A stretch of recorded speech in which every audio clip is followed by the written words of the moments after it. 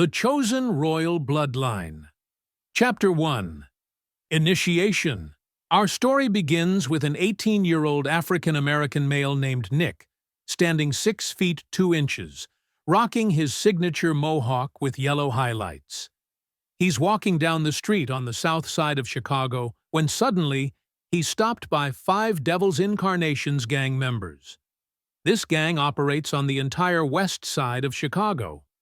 Sporting red bandanas and matching red clothing, they question Nick about whether he belongs to the God's Angels gang, a crew that runs the south side and is the Devil's direct rival. Nick starts sweating. He's alone, no weapons, and not even in a gang. He cracks a joke. "Well, my mom always said I was her little angel." One of the members exchanges a look with the others, then punches Nick in the face. The Devils pile on, kicking and beating him while he screams in pain, begging them to stop. After 11 brutal minutes, gunshots ring out. The Devils scatter. Nick lies on the ground with a broken nose, a swollen eye, and blood in his mouth. His ears are ringing as he looks over to see someone shooting. But the shots are aimed at the Devils. All 5 take off running, one clutching a wounded shoulder.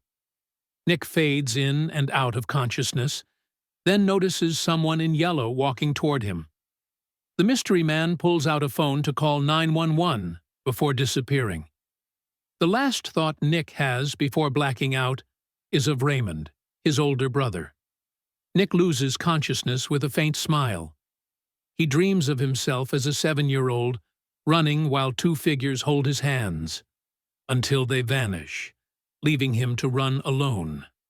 When he wakes, he's in a hospital bed, his parents standing over him with fire in their eyes. His mother, Maureen, and his father, Glenn Duncan, become frantic. "Isn't it enough we lost your sister and brother to this garbage?" they shout. Nick, weak and sore, tries to explain, but the 3 begin to argue until police arrive. They inform the parents that witnesses said Nick was asked about gangs and had joked, "My mom calls me an angel." Jamison erupts, "This is not a joke. These boys are dangerous. You should have run." An officer asks the parents to leave. Reluctantly, they step out. One of the officers sits beside Nick and introduces himself as Officer Sam. "Who was the one shooting at the Devils to save you?" he asks. Nick explains he doesn't know.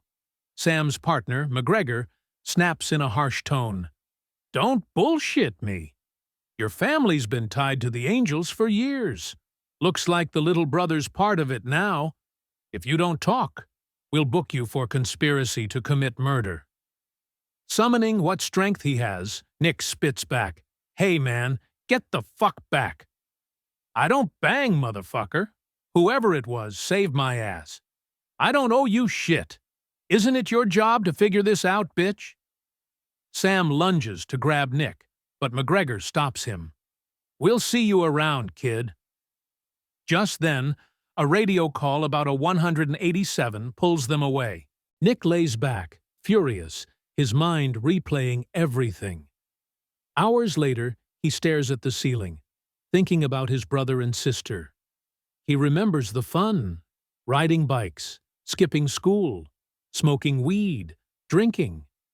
His sister scolding him about drinking too much, his brother joking he'd be a future gang leader.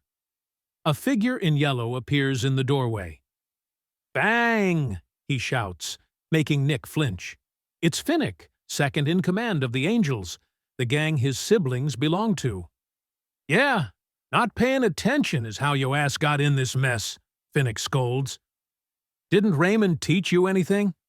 Nick manages a weak smile and thanks him for saving his life. Finnick sits down. "I like how you handled those boys. You got fire in you. But listen, stay off the streets for a while. It's gonna get real hot out here. You need to heal up." Nick interrupts. "I'm not gonna let this go." The 2 lock eyes for nearly 2 minutes. Finally, Finnick asks quietly, "You sure this is what you want?" Nick coughs up blood into the trash, then says, "I want this more than I want to live." Finnick warns him, "Once you step in, there's no going back. Your siblings kept you away from the worst of it." "This shit gets dark," Nick chuckles. "It's dark in my right eye already. Look, it's swollen shut." Finnick stands, heading out. "I'll be in touch. Get some sleep." Nick lays back and whispers, "Raymond, Lisa." "It's my turn now." Then he closes his eyes and drifts into sleep.